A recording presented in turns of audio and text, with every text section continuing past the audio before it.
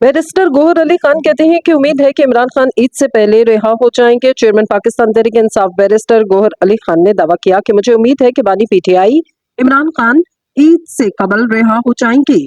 निजी TV channel के मुताबिक इस्लामाबाद हाई कोर्ट के बाहर मीडिया से गुफ्तगू में बैरिस्टर गौहर का कहना था कि इमरान खान की रिहाई के लिए कारकुनान का सवाल उठाना ठीक है। वर्कर्स के जज्बात की कदर करते हैं, कोई भी ये तस्वुर नहीं कर सकता बानी पीटीआई ने 2 साल जेल में क्यों गुजारे। इन्होंने कहा कि वर्कर्स अपने जज्बात काबू में रखें, बानी पीटीआई की रिहाई के लिए हर मुमकिन कोशिश कर रहे हैं।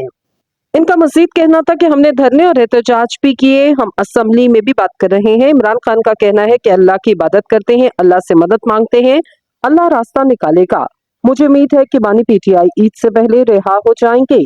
बैरिस्टर गौहर ने मजीद कहा कि मुझे उम्मीद है कि केस फिक्स हो जाएगा। 2 सालों से हमारे लोग बर्दाश्त करते करते थक चुके, जजेस भी फैसला लिखते लिखते थक गए। हम कोशिश कर रहे हैं बानी पीटीआई के केसेस लगें और मेरिट पर फैसले किए जाएं।